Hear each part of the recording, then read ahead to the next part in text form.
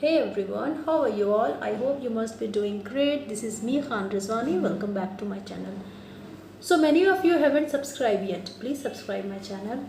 So student, today we will gonna talk about metals and non-metals, which is third chapter of standard 10th chemistry. So now let's start the video.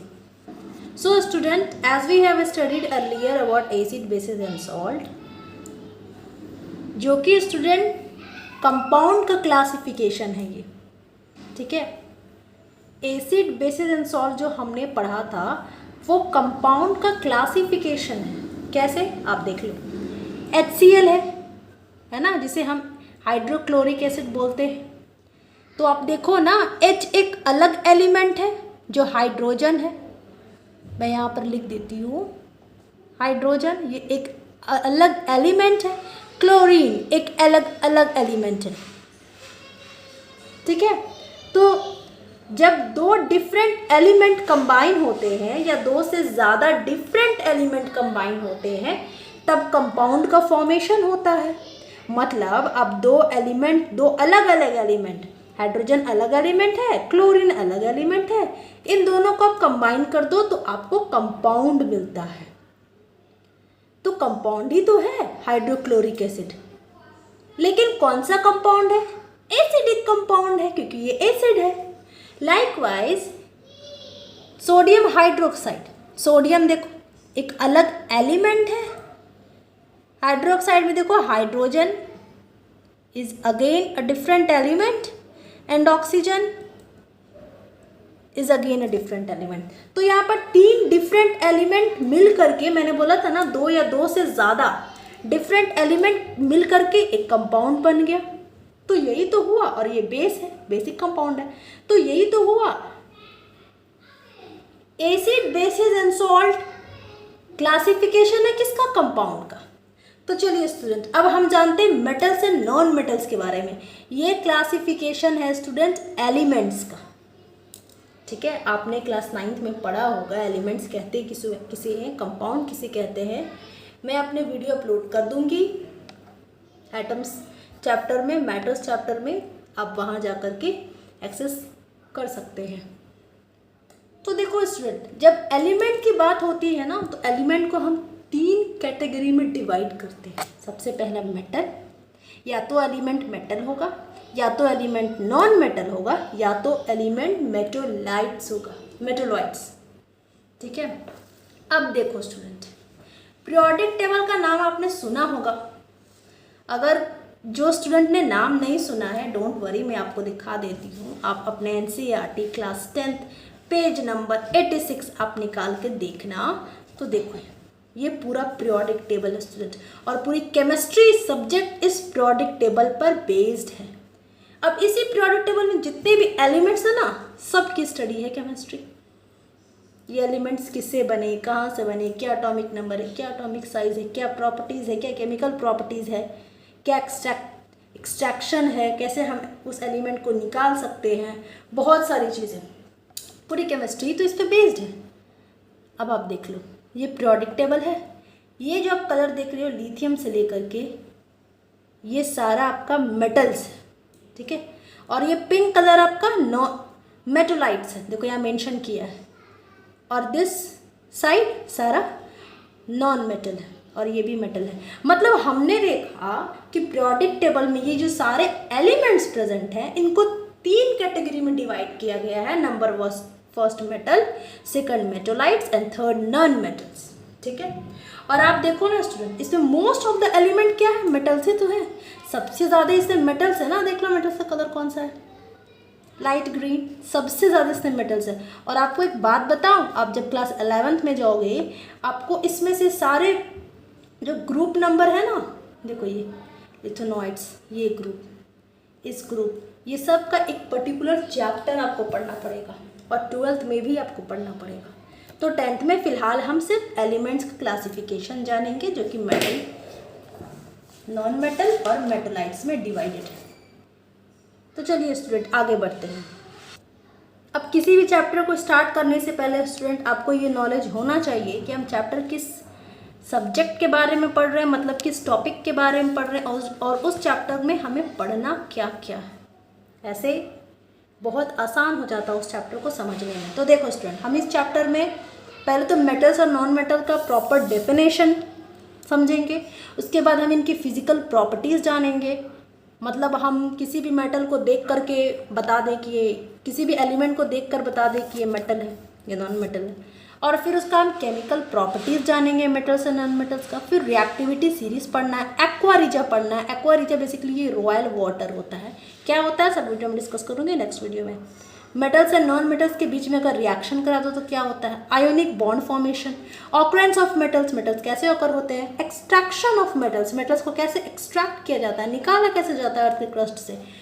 Concentration of ore, अब extraction of metal of low reactivity, moderate reactivity, high reactivity. तो basically student जो reactivity series है ना, उसमें ऊपर up हो तो high reactivity, बीच में आए तो मॉडरेट रिएक्टिविटी, नीचे आए तो लो रिएक्टिविटी। सारी चीज़ें डिस्कस करूँगी, डोंट वरी। फिलहाल जो पढ़ा रही हो बस आप फॉलो करते जाएं। आपको मेरे वीडियो लेक्चर पर आपको ना साइड बुक के रेफरेंस लेना है, एनसीईआरटी पूरी लाइन बाय लाइन मेंशन है। सो डोंट वरी, बस मेरे साथ बने रहे वीडियो में। अब देखो स्टूडेंट, आपको इलेक्ट्रोलाइटिक रिफाइनिंग पढ़नी है। अलॉय क्या होता है इसके बारे में जानना है। क्रोजन कहते किसको है, इसको हम प्रिवेंट कैसे कर सकते हैं। और स्टूडेंट इस चैप्टर में टोटल 14 एक्टिविटी है। मैं एक एनसीईआरटी की खासियत बताऊं, एनसीईआरटी किसी भी चीज़ को ना एक्टिविटी के थ्रू डिफाइन करता है, किसी भी पर्टिकुलर प्रॉपर्टी को एक्टिविटी के थ्रू डिफाइन करता है। So now moving ahead towards our main topic which is metal and non-metal. So student, अब तो हमें पता चल गया एलिमेंट को क्लासीफाई 3 ग्रुप में किया गया, मेटल्स, नॉन मेटल्स एंड मेटलाइट्स। तो अब तक 118 एलिमेंट नोन है। मैंने यहाँ पे ऐसा क्यों नहीं लिखा, there are only 118 elements present. Present word इसलिए नहीं लिखा स्टूडेंट क्योंकि क्या पता, खोज तो चल रही है, डिस्कवरीज तो होती जा रही है। हो सकता है आने वाले 15 साल 20 साल के बाद और एलिमेंट्स की डिस्कवरी हो जाए, इसलिए मैंने यहाँ पर लिखा कि सिर्फ 118 एलिमेंट ही अभी तक हमें पता है, नोन टू अस। ओके, अब देखो, an important classification of element is in the term of metal, non metal and मेटलाइट, बता चुकी हूँ। और इसमें से पता है 118 एलिमेंट्स में सिर्फ 94 एलिमेंट ऐसे हैं जो नेचुरल ऑकरिंग हैं, जो कुदरत ने ऑलरेडी अर्थ में के क्रस्ट में उन्होंने दे रखा है। ठीक है, अब देखो स्टूडेंट, और 94 नेचुरल ऑकरिंग है, मतलब 94 नेचुरल एलिमेंट्स है 118 में, और उसमें से 70 ऐसे एलिमेंट है जो मेटल है। अकेला 70 एलिमेंट प्रोडक्ट टेबल में मेटल है, तो सोच लो कितना मेटल्स है ना। और 18 ही सिर्फ हैं जो नॉन मेटल्स हैं। ठीक है, सब बताऊंगी मेटल नॉन मेटल एक्चुअल होता क्या। तो देखो स्टूडेंट, अब आ जाइए, रियल राज पर्दा उठता है, मेटल्स और नॉन मेटल का डेफिनेशन क्या होता है। आपने स्टैंडर्ड, आई एम श्योर आपने स्टैंडर्ड 8 में पढ़ा होगा मेटल्स और नॉन मेटल, उसमें भी चैप्टर है, बट वो बहुत बच्चों वाला डेफिनेशन है ना। डिफरेंस, मेटल ये होता है हार्ड होता है, नॉन मेटल सॉफ्ट होता है, बट एक्चुअल मेटल कहते किसको। देखो स्टूडेंट, एलिमेंट का जो ऑटरमोस्ट शेल है ना, किसी भी एलिमेंट का, एलिमेंट किस चीज़ से बना है, ऑफ कोर्स एटम से बना है। ये देख लो, न्यूक्लियस है। ओके, इसके पूरा चारों तरफ इलेक्ट्रॉन रिवॉल्व करते, जैसे हमारे सोलर सिस्टम में कैसे मिडिल में सन होते हैं और सारे प्लैनेट रिवॉल्व करते हैं, सिमिलरली इन एटम मैटर, दुनिया की हर एक चीज़ मैटर, लगभग, नॉट एवरीथिंग, लगभग मैटर है, और मैटर एटम की बनी है। तो एटम के अंदर का देखो इलेक्ट्रॉन रिवॉल्व कर रहा है ना। तो ये जो ऑटर मोस्ट ऑर्बिट होता है ना, हमें तो पता है KLMN, ये सब शेल का नंबर है। अंदर का K होगा, इसके बाहर का L होगा, इसके बाहर का N, और सबसे जो आखिरी में जो सबसे बाहरी शेल होगा उसे हम N कहते हैं। तो N नंबर का जो शेल है ना स्टूडेंट, बाहर का शेल, वो डिसाइड करेगा कि ये एलिमेंट मेटल है या नॉन मेटल है। कैसे, बहुत सारे स्टूडेंट को समझ में नहीं आ रहा होगा ये, मुझे लग रहा है ऐसा कि ऐसा कैसे हो सकता है कि एटम के ऑटरमोस्ट ऑर्बिट डिसाइड करता है कौन सब्सटेंस मेटल और नॉन मेटल है। डोंट वरी, इस राज का पर्दा इसी वीडियो में खुलेगा, आप देख लो। ये बहुत बड़ी बात आपको बता रही हूँ मैं। एटम का आउटरमोस्ट ऑर्बिट डिसाइड करेगा कि वो मेटल है नॉन मेटल। कैसे? देखो, कोई भी एलिमेंट अगर खुद में से इलेक्ट्रॉन को डोनेट कर देता है, मतलब खुद में से इलेक्ट्रॉन निकाल देता है, तो हम उसे मेटल कहते हैं स्टूडेंट। अब स्टूडेंट आप सोचते होंगे किसी भी एलिमेंट को इलेक्ट्रॉन निकालने की ज़रूरत क्यों पड़ गई? क्योंकि आप स्टैंडर्ड 9th में पढ़ चुके हो, कोई भी एलिमेंट खुद में से इलेक्ट्रॉन इसलिए निकालता है क्योंकि वो स्टेबल होना चाहता है, स्टेबिलिटी गेन करना चाहता है। अब ये तो नेचर है ना, हम ह्यूमन का भी नेचर है, हम तो लाइफ में बड़ा स्टेबल होना चाहते हैं। अगर अनस्टेबल रहेंगे तो कोई भी आकर के हमें मतलब बजा कर चला जाएगा, राइट। और अनस्टेबल है मतलब पागल है, तो पागल तो किसी के साथ भी रिएक्ट कर सकता है ना। तो इसलिए एलिमेंट चाहते हैं कि भैया हम तो स्टेबल हो जाएंगे, अगर हम स्टेबल नहीं हुए ना तो हम किसी के साथ भी रिएक्ट हो जाएंगे। इसीलिए हम सबके साथ रिएक्ट होना नहीं चाहते हैं, हमको तो भैया अपनी स्टेबिलिटी गेन करनी है। इसलिए वो खुद का इलेक्ट्रॉन, मतलब आप यहाँ पर देख लो, मैं आपको एग्जांपल के थ्रू समझाना चाहूँगी। देख लो, ये एटम है, ओके, एटम के अंदर का न्यूक्लियस है। ये सपोज कर लो आउटरमोस्ट ऑर्बिट है, मैं ऐसे एग्जांपल दे रही हूँ, आउटरमोस्ट ऑर्बिट, ठीक है।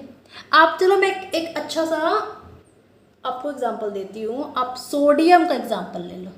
Na क्या है? सोडियम। अब मैं आपसे पूछूंगी बच्चों बताओ सोडियम मेटल है कि नॉन मेटल? देखो आप कैसे पता करोगे सोडियम मेटल है या नॉन मेटल? तो सोडियम की स्टूडेंट इलेक्ट्रॉनिक कॉन्फ़िगरेशन कितना होती है? 11 होती है, ठीक है, 11 होती है। अब इसको हम शेल के अंदर इलेक्ट्रॉनिक कॉन्फ़िगरेशन कर ले तो हमने क्या पढ़ा है? इनर मोस्ट, जो सबसे अंदर रहेगा न्यूक्लियस के बाद जो शेल रहेगा, उसमें सिर्फ मैक्सिमम 2 इलेक्ट्रॉन होगा, ठीक है, 2 इलेक्ट्रॉन रख दिया हम लोगों ने, 2 लिख दिया। अब इसके बाहर के जितने भी शेल है ना, उसमें मैक्सिमम 8 इलेक्ट्रॉन होगा, ठीक है, 1 2 3 4 5 6 7 8 हमने लिख दिया, ठीक है। हमें निकालना कितना है? 11th।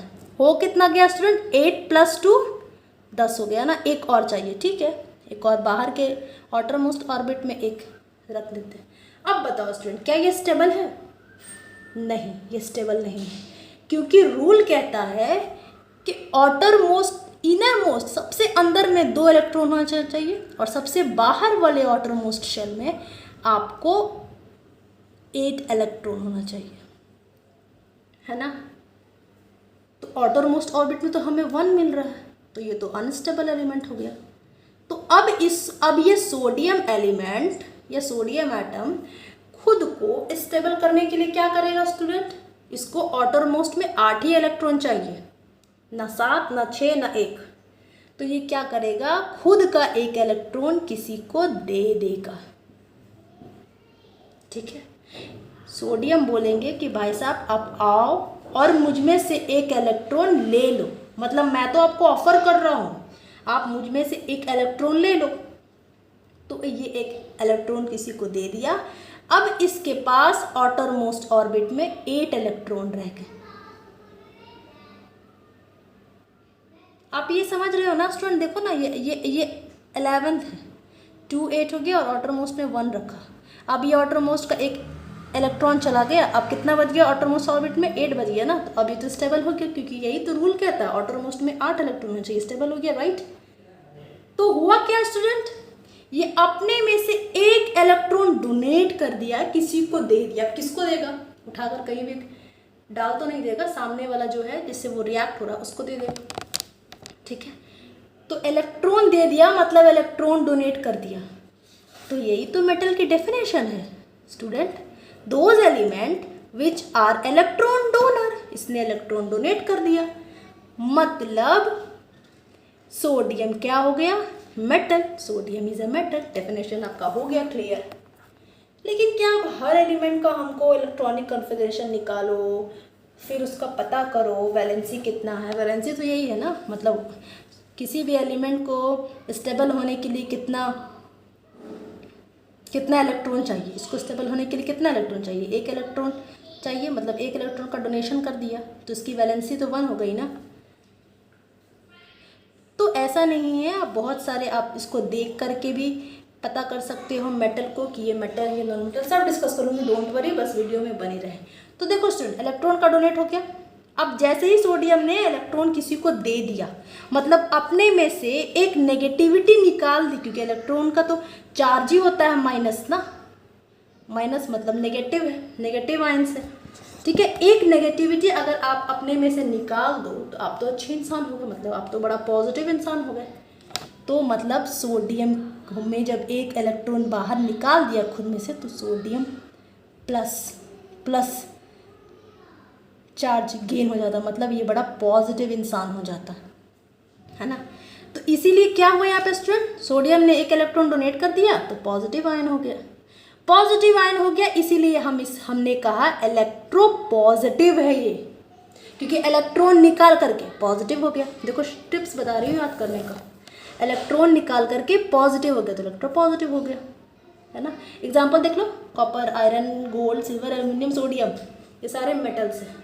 अब देखो स्टूडेंट, मेटल्स का एक और डेफिनेशन बताती हूँ। देखो डेफिनेशन के अंदर ही डेफिनेशन छुपा रहता है, बस अपना दिमाग लगाओ, ज़रूरी नहीं है आपको हर वक्त एनसीईआरटी साइड बुक से ही पढ़कर, खुद का दिमाग को जितना रन करोगे ना, उतना दिमाग आपका फास्ट पढ़ने में बहुत ईज लगेगा, बहुत आसानी से चीज़ें समझ में आएगी। रटने से कुछ नहीं होता है फ्रेंड्स, रटोगे एक पर्टिकुलर टाइम तक बने रहोगे, उसके बाद इतना पीछे जाओगे कि समझने का टाइम नहीं मिलेगा। तो देखो स्टूडेंट, मेटल्स को हम ऐसा भी तो बोल सकते हैं, those element which can lose electron. हाँ वही तो हुआ, इलेक्ट्रॉन को डोनेट किया, मतलब इलेक्ट्रॉन को लूज किया, खुद में से इलेक्ट्रॉन निकाल लिया ऑब्वियसली। और स्टूडेंट ज़रा रिकॉल करो तो फर्स्ट चैप्टर ऑक्सीडेशन, हमने ऑक्सीडेशन में क्या पढ़ा था कि इलेक्ट्रॉन का लॉस ही तो होता है ऑक्सीडेशन, पढ़ा था ना। तो वही तो है स्टूडेंट, लॉस ऑफ इलेक्ट्रॉन क्या होता है, ऑक्सीडेशन। मतलब मेटल्स में ऑक्सीडेशन भी होता है, इलेक्ट्रॉन डोनर तो है ही और इलेक्ट्रो पॉजिटिव है, सबका मतलब एक ही है स्टूडेंट, सब घूम फिर करके वही इलेक्ट्रॉन की ही बात हो रही है, घूम फिर करके। तो केमिस्ट्री कुछ टफ नहीं है, बस समझने का फेर है। तो देखो स्टूडेंट, मैंने क्या आपको फर्स्ट में समझाया था, एलिमेंट्स आउटर मोस्ट शेल, बाहर का शेल डिसाइड करेगा कि एलिमेंट मेटल है नॉन मेटल। वही तो हुआ हमारे साथ, हमने सोडियम में देखा ना, बाहर का शेल ने डिसाइड किया ना कि हमें इलेक्ट्रॉन चाहिए या हम खुद में से इलेक्ट्रॉन दे देंगे। तो बस सिंपल डेफिनेशन मेटल का आपको क्लियर हो गया, कोई रॉकेट साइंस नहीं है, बहुत आसान है। अब देखो, अब आते हैं नॉन मेटल। जैसे एसिड का उल्टा होता था ना बेस, वैसे ही मेटल्स का उल्टा होता है स्टूडेंट नॉन मेटल। देखो नॉन मेटल के बारे में आप देखो, नॉन मेटल में वो है student those element who are electron acceptor, वैसा एलिमेंट जो दूसरे में से इलेक्ट्रॉन ले ले, हम उसे बोलते हैं नॉन मेटल। अब वो इलेक्ट्रॉन क्यों लेगा, क्योंकि वो स्टेबिलिटी गेन करना चाहता है। अब स्टेबिलिटी क्या होती है, सारी कहानी इस वीडियो में डिस्कस कर चुकी हूँ। तो देखो स्टूडेंट, जैसे ही उसने किसी सामने वाले से इलेक्ट्रॉन ले लिया, मतलब इलेक्ट्रॉन एक्सेप्ट कर लिया, मतलब किसी की नेगेटिविटी ले ली भाई साहब, इलेक्ट्रॉन का तो चार्ज ही माइनस होता है ना। अब किसी में से आप किसी की नेगेटिविटी ले लोगे तो आप नेगेटिव इंसान बन जाओगे ना, तो नेगेटिव आयन हो गए। नेगेटिव आयन क्यों हो गए, क्योंकि इलेक्ट्रॉन किसी से ले लिए बाय गेनिंग। देखो ना, आपको इस ट्यूटोरियल पे नोट्स मिलेंगे, कंटेंट बहुत तगड़ा मिलेगा और क्वालिटी तो भाई साहब आप देख ही रहे हो। प्लीज़ शेयर करो मेरे चैनल को। तो देखो स्टूडेंट, इलेक्ट्रोनेगेटिव हो गया है ना, इलेक्ट्रॉन एक्सेप्ट करके negative, electronegative element, example oxygen, fluorine, carbon. तो देखो स्टूडेंट, बहुत सारे मेटल जनरली गैसियस स्टेट में होते हैं, ठीक है। ऑक्सीजन क्या है, गैस है, कार्बन, फ्लोरीन क्या है, गैस है, हालांकि कार्बन एक सॉलिड है। सब डिस्कस करूँगी वीडियो में, ऐसा क्यों सब बताऊँगी। देखो student, chemistry is full of exceptional, बहुत सारी चीज़ें आपको ऐसी एक्सेप्शन मिलेगी इसमें। और मेटल्स बहुत सारे, मैक्सिमम मेटल सॉलिड होते हैं। तो आई होप आपको नॉन मेटल का कंसेप्ट बिल्कुल क्लियर हो गया होगा। अब देखो स्टूडेंट, मेटल्स में देखो, मेटल्स में कई मेटल को हम नोबेल मेटल कहते हैं। अब नोबेल वर्ड का मतलब समझो, हम लोग कहते हैं ना नोबेल पीस प्राइज़ मिला एक पर्टिकुलर इंसान को, तो नोबेल मतलब बहुत अच्छा, किसी से कोई झंझट नहीं है, कोई मारपीट नहीं, बेचारा एकदम शांत इंसान है, तो नोबेल है। और केमिस्ट्री में शांत इंसान, नोबेलिटी किसको डिफाइन करता है, मतलब वैसा एलिमेंट जो किसी से रिएक्ट जल्दी ना करे। रिएक्ट जल्दी ना करना मतलब ज़्यादा, क्योंकि जो अनस्टेबल है तो वो तो पागल है, वो तो किसी के साथ भी रिएक्ट कर जाएगा। तो हम भाई साहब बहुत स्टेबल हैं, हम तो बहुत कम रिएक्ट होते हैं, इसीलिए लीस्ट रिएक्टिव मेटल को हम नोबेल मेटल कहते हैं। अब लीस्ट रिएक्टिव मेटल क्यों बनेगा स्टूडेंट? ऑफ कोर्स क्योंकि उनकी स्टेबिलिटी गेन हो चुकी होगी, इसीलिए हम बोलते हैं बहुत कम रिएक्टिव मेटल है। उन्हें ज़रूरत नहीं है अपनी इलेक्ट्रॉन किसी को, इतनी आसानी से वो अपने में से इलेक्ट्रॉन किसी को देंगे नहीं, ना किसी का लेंगे, ना किसी से शेयर करेंगे। यही तो कंडीशन होती है ना, ये तीनों कंडीशन नहीं है। मतलब होगी, ऐसा नहीं है कि एकदम नहीं होगी, बट आपको हायर एनर्जी उसमें प्रोवाइड, एक्सटर्नल एनर्जी प्रोवाइड करेंगे, इतनी आसानी से नहीं देंगे, बस इतना आप जान लो। इसीलिए लिस्ट रिएक्टिव मेटल है, नो नहीं लिखा, लिस्ट है एकदम, ठीक है। Because they have 8 valence electron, वही तो आपको बताया। चलो देखो, अब देखो स्टूडेंट, अब तो रिएक्ट ही नहीं कर रहे हैं किसी से, क्योंकि स्टेबिलिटी ऑलरेडी गेन है, तो ये करोड भी नहीं होंगे। क्रोजन टॉपिक मैंने बहुत अच्छे से फुल डिटेल में डिस्कस की है, chemical reaction and equation first chapter में, प्लेलिस्ट में आप मेरे जाकर एक्सेस कर सकते हो।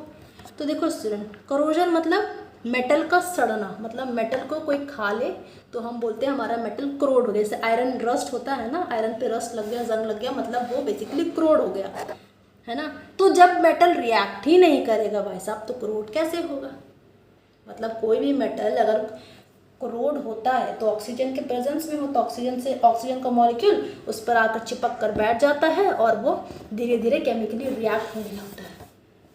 तो ये तो रिएक्ट ही नहीं हो रहे हैं, क्योंकि इन्हें तो ऑलरेडी इनके पास 8 इलेक्ट्रॉन है ही, आउटर मोस्ट ऑर्बिट में वैलेंसी इनकी कम 8 वैलेंस इलेक्ट्रॉन है ना। तो जब रिएक्ट नहीं होंगे तो सड़ेंगे नहीं, करोड नहीं होंगे, और ऑक्सीडाइज भी नहीं होंगे, है ना, ऑक्सीडाइज भी नहीं होंगे, क्योंकि ऑक्सीडेशन ही तो होता है लॉस ऑफ इलेक्ट्रॉन। तो कुछ तो हो ही नहीं रहा, इलेक्ट्रॉन में कोई हरकत ही नहीं हो रही, ना लॉस हो रही, ना गेन हो रही, ना शेयर हो रही। तो बस यही है। अब एग्जांपल देखो स्टूडेंट, गोल्ड प्लैटिनम, शायद इसीलिए क्योंकि gold platinum resistant to corrosion है, मतलब जल्दी क्रोड नहीं होता है या जल्दी ऑक्सीडाइज नहीं होता, इसीलिए गोल्ड प्लैटिनम ना ज्वेलरीज में और ऑर्नामेंट्स में यूज़ होते हैं। आपने देखा होगा, आपके घर में बिग सिस्टर होंगी या मदर होंगी, तो वो पार्टीज़ में ज्वेलरी पहनती है गोल्ड, सिल्वर या प्लैटिनम, तो देखना इसकी शाइनिंग बहुत साल बाद जाती है ना। क्यों जाती है? क्योंकि नोबेल मेटल बहुत जल्दी रिएक्ट नहीं करता है। आई होप आपको इतना क्लियर हो गया होगा। अब देखो स्टूडेंट, उसमें कैटेगरी में आगे हम बढ़ते हैं, प्रीशियस मेटल। प्रीशियस मेटल देखो क्या होता है स्टूडेंट, ये भी लगभग उसी कैटेगरी में है। अब देख लो, प्रीशियस नाम ही बता रहा है भाई साहब, मेरी इकोनॉमिक वैल्यू बहुत है, मैं बहुत कॉस्टली हूँ, बहुत महंगा हूँ, बहुत वीआईपी मेटल हूँ, इसलिए precious metal, high economic value, high lustrous. Lustrous मतलब बेसिकली होता है शाइनिंग, किसी भी सब्सटेंस में अगर शाइन आ गया हम उसे बोलते हैं ये सब्सटेंस लस्ट्रस इन नेचर है, ठीक है। लेस रिएक्टिव, रिएक्ट कम होते हैं, रेयर मेटालिक एलिमेंट है, बहुत कम ये एलिमेंट पाए जाते हैं, इसीलिए प्रीशियस है, और शाइन तो है इसीलिए प्रीशियस है, और इकोनॉमिक वैल्यू तो भाई साहब बहुत ज़्यादा, इसलिए हम प्रीशियस हैं क्योंकि हम लेस रिएक्टिव हैं, ठीक है। अब देखो, हाई इलेक्ट्रिसिटी कंडक्टिविटी है इसमें, ठीक है, सब डिस्कस करूँगी जब मैं डिस्कस करूँगी मेटल्स और नॉन मेटल्स के बीच में डिफरेंसेस, ये सब बताऊँगी। हाई इलेक्ट्रिसिटी कंडक्टिविटी क्या है, सब उसमें डिस्कस करूँगी। एग्जाम्पल देख लो, गोल्ड, सिल्वर, प्लैटिनम। तो हमें ये पता चला ये गोल्ड, सिल्वर, प्लैटिनम मेटल्स तो हैं, लेकिन ये नोबेल मेटल्स भी हैं और साथ में प्रीशियस मेटल भी है, राइट। आई होप आपको इतना क्लियर हो गया होगा। कोई रॉकेट साइंस नहीं है स्टूडेंट।